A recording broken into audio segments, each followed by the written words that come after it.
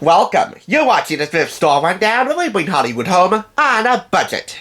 Heaven forbid your local state house, or even worse, the White House, mandates that you write a list of your New Year's resolutions, and then writes down an executive order mandating that you follow them, at least the top 3, lest you be subject to disciplinary action. I mean, that's going way beyond extreme. New Year's resolutions are hard to keep as is. Why be forced into a corner by the government? Whatever government, to follow them. One of the most easiest said than done resolutions for anyone, any year, is to live a healthier lifestyle. So why bring the White House into it? Well, I'll tell you why.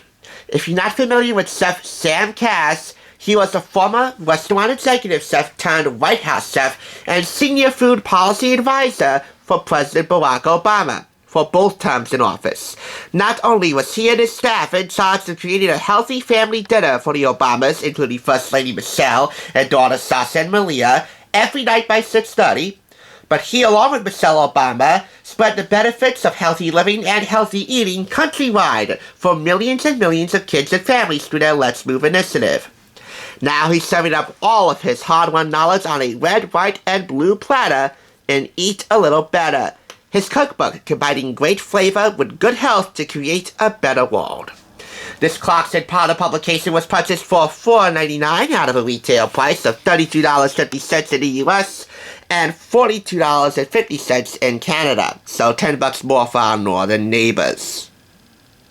As a chef, and then a senior food policy advisor to President Obama and First Lady Michelle, Sam Kass became an expert on the ins and outs of deliciousness, nutrition, and sustainability. Nutrition and sustainability are all well and good, but what good would those factors be if deliciousness was not on the primary agenda? So let's start with a little something special called Lucky Pasta, which Sam Kass ripped up on Air Force One before the second presidential debate between President Obama and the challenger Mitt Romney. If you're not aware, during the first debate, Romney owned Obama. This time, and the next subsequent time afterward, because of this Lucky Pasta, and some other elements that came into play, but primarily because of this Lucky Pasta, and hey, if it looks green to you, you know it's gonna bring good luck. It was vice versa. Obama owned Romney, and then later owned the White House for another 4 years. As Sam says, you may not have an election or a debate coming up, but we all need a lucky charm, or at least a meal that comes together in minutes.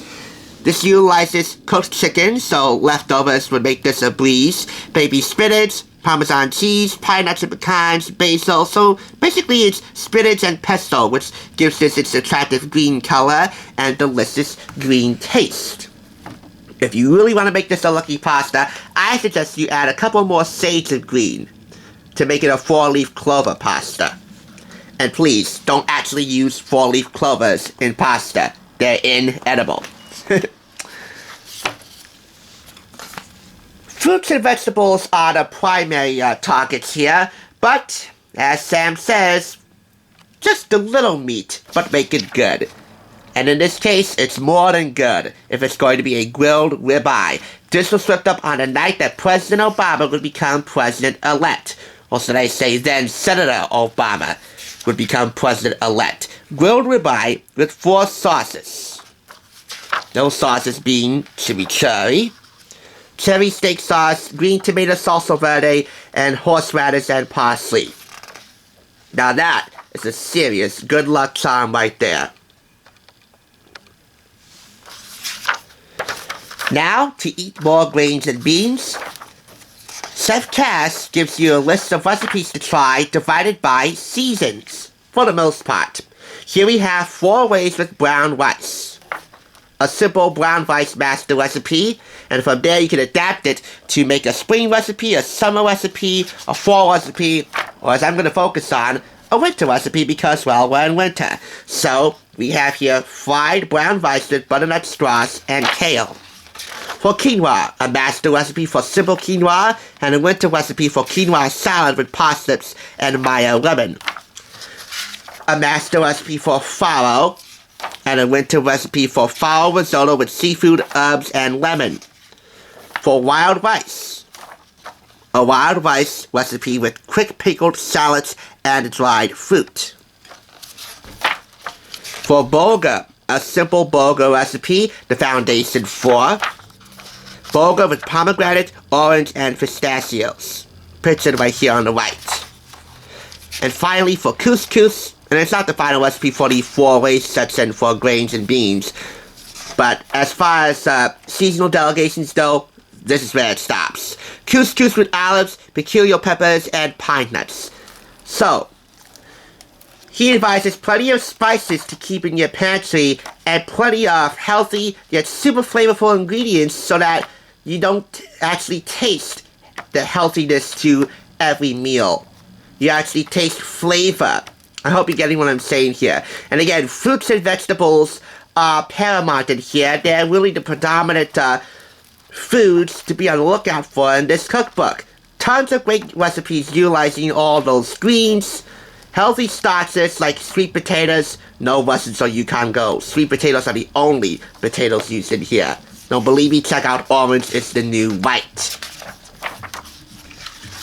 There's also chicken recipes, pork recipes, seafood recipes. And as far as the Capitol Hill element of this cookbook goes, in summation, he explains all the nuances on healthy eating being one of the primary policies for the White House.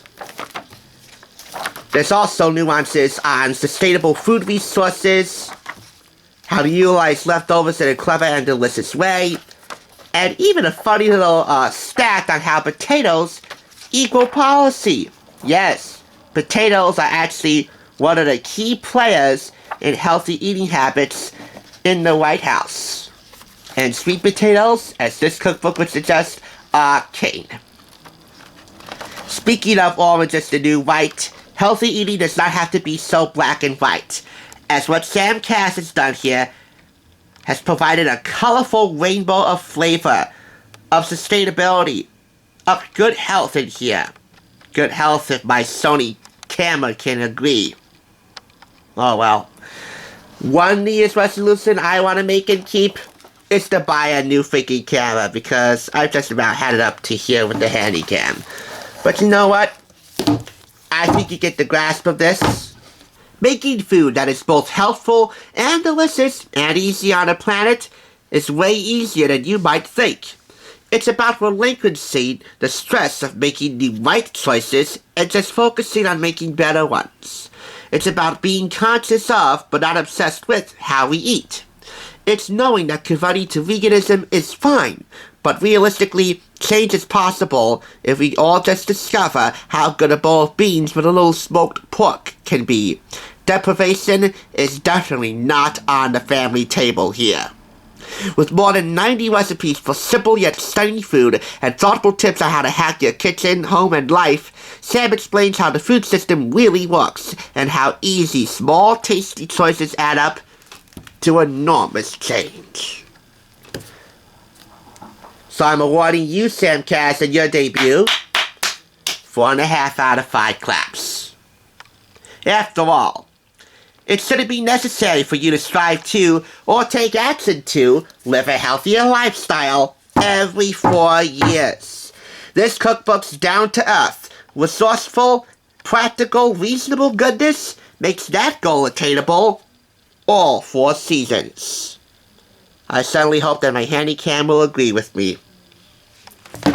Thanks for watching, and by the way, tune in all month long here on TSR as we present more healthy cookbook reviews so that you can keep that resolution alive and healthy.